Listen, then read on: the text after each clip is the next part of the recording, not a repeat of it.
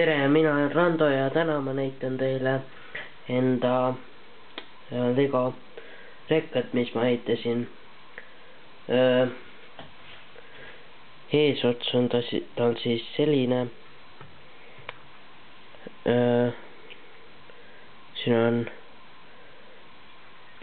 minu arust päris, kui näete, on ilus esiots. Konditsioon või see puurid siin, tuled mõlemal pool, tahavaatepeeglid, trepp, klaas, tahavaateks klaas, vilkurid on üleval. Näitan veel esiotsa korra. Ja taga on tal päris palju ruumi.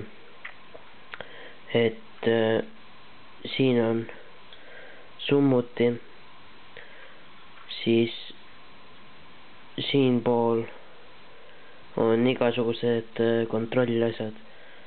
Ma ei tea, kas te näete, siin on üks paneel ja see on tegelikult kang. Ja siis ka tagaots.